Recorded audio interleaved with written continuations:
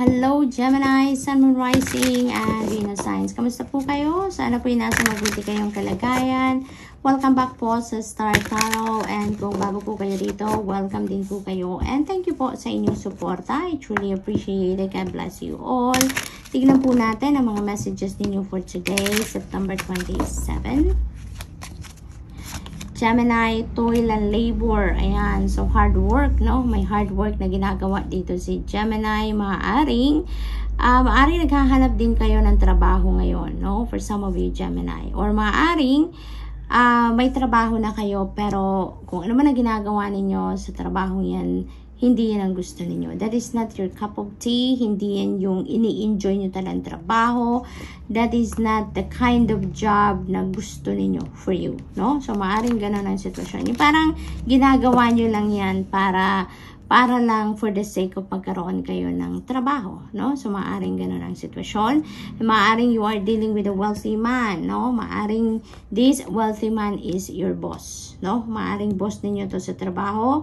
Maari din na this wealthy man could be kamag-anak ninyo, na maaaring yayamanin na talaga, maaaring may sariling negosyo, maaaring meron siyang mataas din na posisyon sa kanyang kumpanyang pinagtatrabahuan. Maaring you are dealing with that person as well, no? Nice, nice, nice, Gemini. So, maaring magkakaroon dito ng shift, no? Pagdating sa inyong trabaho. Gemini, maaring si wealthy man is going to bring you a new opportunity, no? Ang opportunity na magkaroon kayo or makapasok kayo sa trabahong gusto ninyo.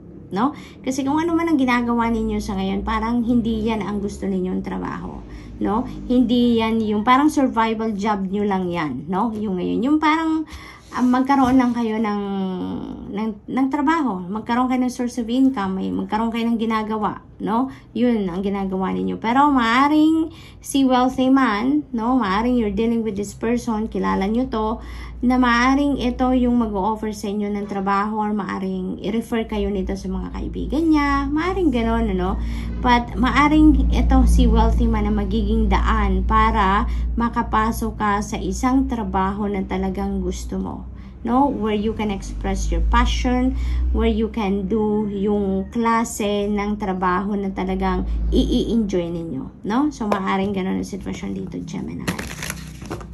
What else? We have 3 of Wands. This is a good fortune energy. Kaya siswertehin kayo ngayon, Gemini. Maswerte kayo around this time. Kaya take advantage of that, no? Maaring ito na yon. Ito na yung swerteng paparating sa inyo dito. Maaring ito na yung inyong hinihintay. Maybe that is related talaga dito sa occupation energy, no? Na maaring sa tagal ng panahon, ano, na nagpapakahirap kayo, nagtsatsaga kayo sa trabahong ito, maaring ito na ang pagkakataon na makukuha nyo na yung klase ng trabaho na gustong-gusto ninyong gawin, no?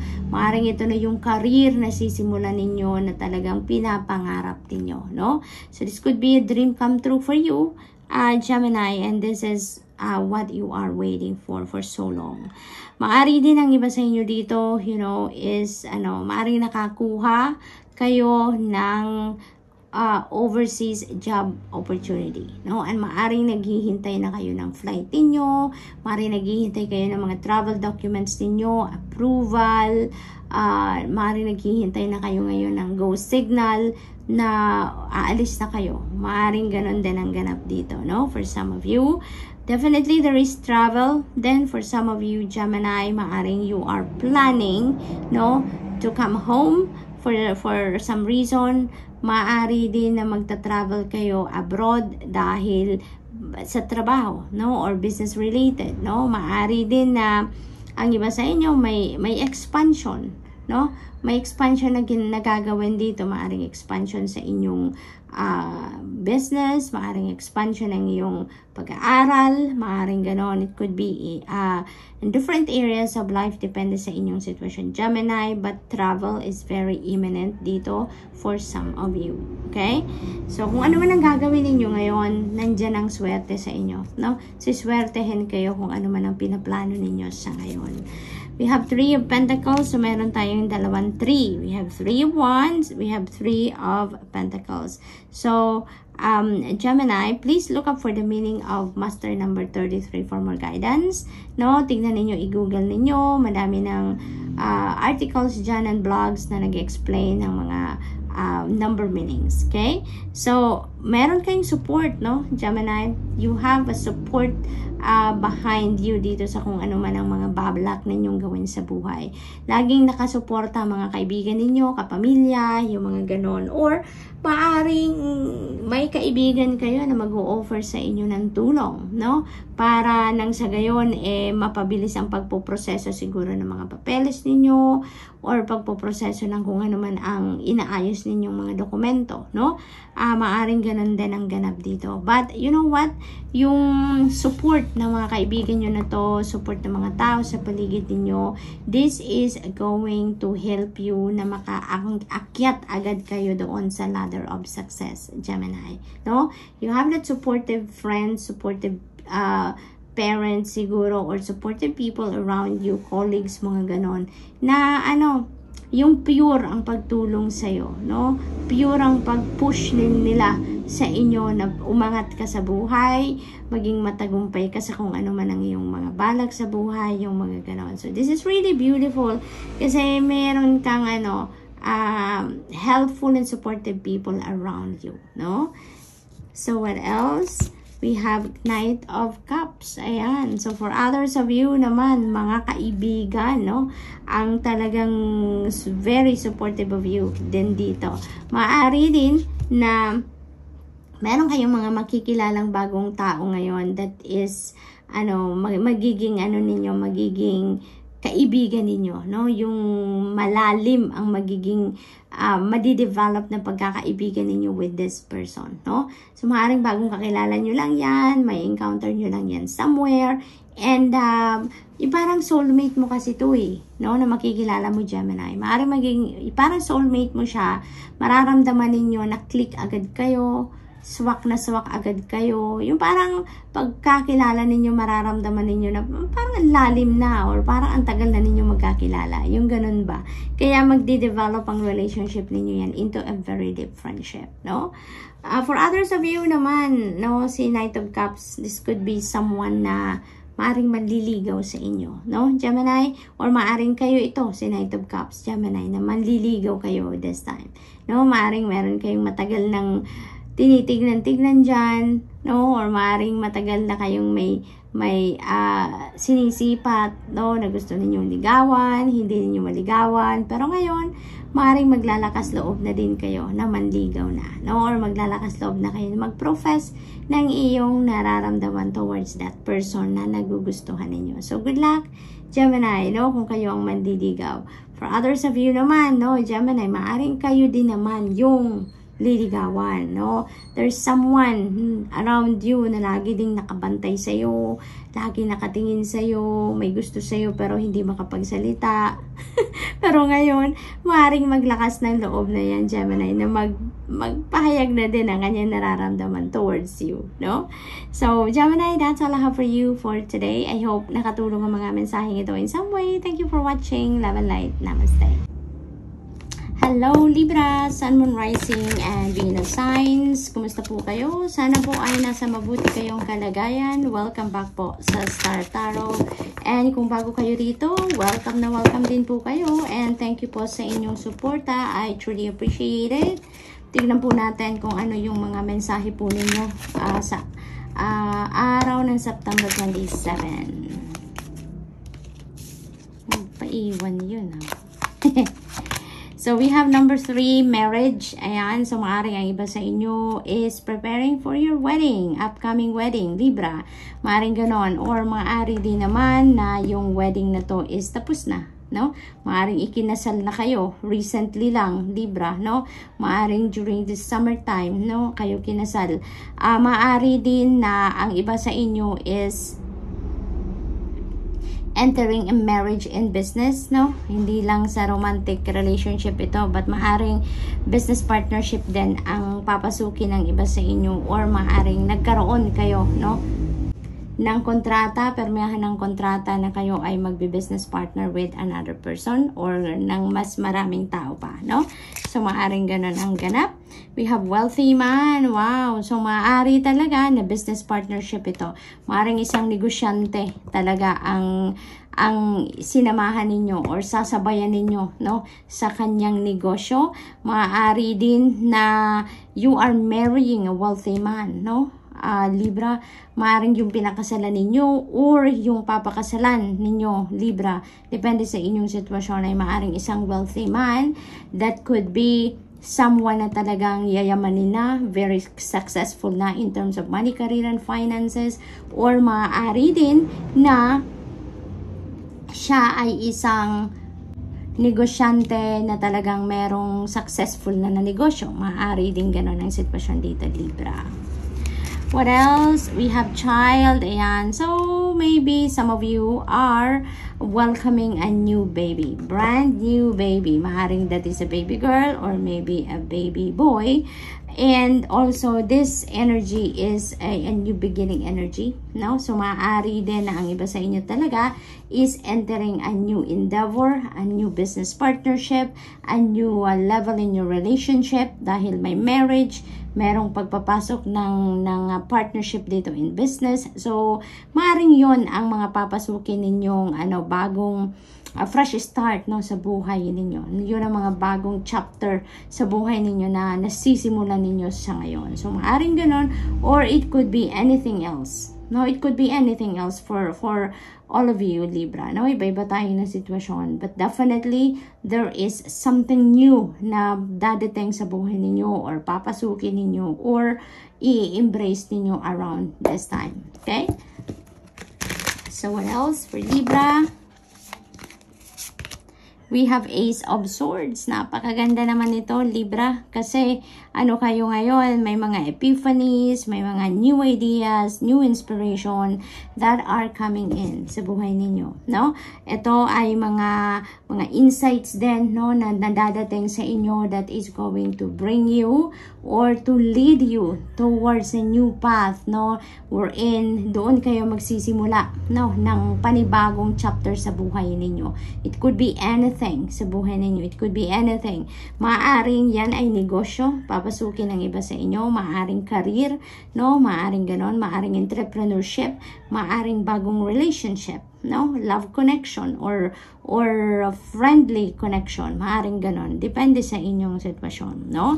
But definitely, may mga bagong impormasyon, bagong insights na yun ang magtutulak sa inyo para pumasok sa isang bagong sitwasyon, no? Bagong experience. So, what else? We have Two of Swords. And yan, pinag-iisipan nyo na, no? Pinag-iisipan nyo kasi maaring may mga choices, no? You have different options siguro na nasa inyong harapan ngayon. Kaya kailangan ninyong pag-isipan. And now, you can't make a decision yet, no? Kasi siguro, yung mga options na yan are equally good, equally beneficial. Kaya, yung parang nalilito kayo, no? Alin ang uunahin ninyo, alin yung kukunin ninyo, 'di ba? Kasi maaring napakagaganda nila, no? Maaring lahat sila gusto ninyo. Kaya ngayon, maaring kailangan ninyong pag-isipan talaga kung alin ang mas matimbang sa inyo, alin yung mas beneficial for you, alin yung mas magiging masaya ka, no, na sitwasyon or choice dito na kailangan mong kunin or piliin, no? So, may mga ganong ganap, kaya medyo may kalituhan, medyo siguro you're still weighing things out ngayon kung alin nga ang mas favorable, no? So, what else? We have Queen of Cups. Ayan, Libra. So, maybe you have someone with you na very supportive of you. That could be your mom as well. That could be your grandma or mother archetype dito. Or kung sino man, no, yung tinuturing ninyong mother figure. Maaring yan ang isang makakatulong sa inyo dito sa pagdedesisyon. Maari din na iyan ay iyong mentor. Maari din na iyan ay isang boss ninyo sa trabaho. Maari din ganun or a friend, no, na tutulong sa iyo na makapag-decision ka ng mas maayos or kung alin yung tamang gawin, no, sa mga choices na nasa iyong harapan. Maaari din ganon. Or this could also signify, no, na you are becoming intuitive, you are becoming extra sensitive around this time, and maybe, you know, with the Ace of Swords as well dito, maraming sigurong inspiration, ideas, intuitive messages talaga, downloads na pinapadala sa inyong divine universe sa ngayon. Kasi maybe you are really praying for them, maybe humihingi ka talaga ngayon ng clarity, ng enlightenment, ng more information na makakatulong sa iyo para sa pagdedesisyon na ito. No? So, maaaring ganon. Kaya, this is a reminder for you to check in with your intuition nang sa gayon, ma-access ninyo. No? Ma-access ninyo yung mga downloads na yan so that mas malinawan ang inyong kaisipan at makatulong na gumaan, no, ang decision making na inyong kinakaharap sa ngayon. So, good luck, Libra, and that's all I have for you for today. I hope nakatulong ang mga mensaheng ito in some way. Thank you for watching. Love and light. Namaste. Hello Aquarius, Sun, Moon, Rising, and Venus signs. Kamusta po kayo? Sana po ay nasa mabuti kayong kalagayan. Welcome back po sa Star Tarot. And kung bago kayo dito, welcome na welcome din po kayo. And thank you sa inyong suporta. I truly appreciate it. Tignan po natin ngayon ang mga mensahe ninyo for September 27, Aquarius. We have sudden wealth, Aquarius. Napakaganda naman. So, this is windfall of money coming in. Ito ay perang hindi ninyo paghihirapan. Ito ay perang basta-basta na lang dadating sa inyo, no? Hindi ninyo inaasahan at a time na dadating siya, as in talagang surprise ito para sa inyo, no? Maaring panalo ito. No, this could be a win. This is definitely a windfall. No, a regalo ito sa inyo ng divine universe. No, it may come from different sources. It may come from one big time source. Talaga, maari din ganon. But, yun nga, regalo ito sa inyo at hindi ninyo ito pagsisikapan. No, hindi ninyo ito pinaghihirapan or paghihirapan. Okay, we have journey. May, dalawa pala sila. Sumama si Gift. Ayan, so may journey, may travel, no? May literal na travel dito si Aquarius. Maaring yung sudden wealth na to, maaring it might require you to travel, no? Para makuha mo yung panalo mo siguro to, no? Aquarius, maaring kailangan mo mag-travel pa para makuha mo yan, para ma-claim mo yan, no? Maaring ganon. Or, dahil siguro sa parating na malaking kaperahan na to, it will allow you to travel, no? Yung travel na yan siguro related to pasyal, maaring ganon, no? Maari din na meron ka ditong inheritance, no? Maaring merong inheritance dito na makiklaim ka at kailangan mong mag-travel para makipag-usap sa abogado siguro, or you know, makapag-ayos ng mga dokumento, no, na kailangan dyan para yan ay mapasayo na, maklaim mo na talaga yung inheritance na yan. So, that could be that as well. We have number 17, gift. Ayan. So, talaga, no, this is a gift. This is definitely a gift for you, no? Maari talaga na ito ay a cold cash din na mahahawakan ninyo. Maaring meron talagang magre-regalo sa inyo ng isang malaking kaperahan, no? Maaring meron magpapamana sa iyo ng isang malaking savings account. Maaring gano'n, ano? This could also be opportunity, no? Like financial opportunities. Aquarius, maaring this is an opportunity na related sa inyong money, career, and finances, no? Yung gift na to. So, what else for Aquarius? Maaring bagong trabaho yan, bagong career opportunity or business opportunity din. Yan. So, maybe that is something na i-offer sa'yo, no? Yung maaring hindi mo to in-applyan pero i-offer sa'yo. Yung ganon. So, what else? We have 8 of Cups. Ayan, you are walking towards happiness talaga, Aquarius. Maaring yung journey na to could be physical journey related to this Eight of Cups energy. Kasi dito, you are walking away from something or from someone or from a situation. So, you may need to relocate dito para makarating ka or makapunta ka sa bagong lugar kung saan pinipili ninyong puntahan, no? Kasi maaaring ang iiwanan ninyo dito trabaho, maaaring career ang iiwanan ninyo dyan, or maaaring bahay, tahanan ninyo for the long time, maaaring ganun ang iiwanan ninyo. So, you may need to leave that place talaga physically, no? Talagang iiwanan ninyo yan, kaya naman siguro may journey, no? Kaya may travel dito kasi talagang babiyahe kayo para pumunta kayo sa ibang lugar. So, maaaring ganun ang sitwasyon. But dito sa Eight of Cups, you know, you're walking away because you know that there's nothing there for you anymore. Hindi na yan ang lugar ninyo, no? Alam mo, sa pakiramdam mo na that is no longer where you will find your joy and happiness and contentment sa buhay. Kaya, it's time to move on, no? It's time to move on wherever you are now, no? Kung ano man ang iiwanan ninyo ditong sitwasyon, that situation is no longer serving your highest good, kaya magdidesisyon kayo na iwanan ang sitwasyon na yan, no? Sitwasyon or tao or bahay, you know, it could be anything, okay? But definitely, ang pag-alis ninyo yan, ang pagsara ninyo sa pinto na yan, sa chapter na yan ng buhay ninyo, nagbubukas kayo ng mas magandang sitwasyon, mas magandang experience para sa buhay ninyo. You are walking towards the light, diba? Dito, so you are definitely walking towards happiness, towards harmony. Maaari din na yung pupuntahan ninyo dito, bagong trabaho, bagong karera, no? Or kung ano pa man ang endeavor na gagawin ninyo dito, that is going to be in alignment with your destiny. Kaya dito kayo makakaramdam ng contentment, makakaramdam ng mas may meaning, no? May deeper meaning ang inyong existence dito sa kung saan man kayo papunta.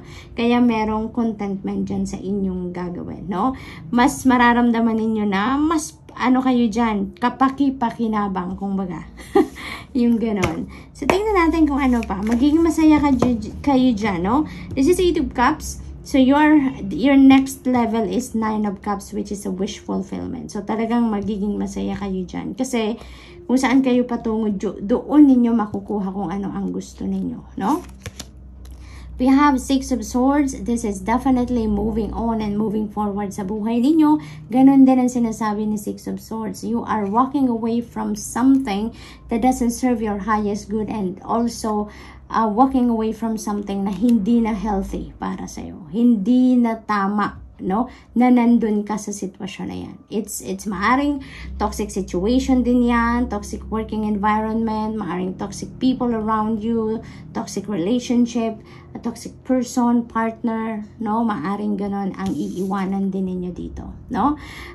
Kaya, kung saan talaga kayo patungo ngayon, this is really beautiful, no? There's a journey, there's relocation dito, talaga travel, a lot of travel energy dito for you, Aquarius. Kasi you are physically removing yourself from this situation na hindi na healthy para sa inyo. So, you're choosing your own happiness, you're choosing your safety, you are choosing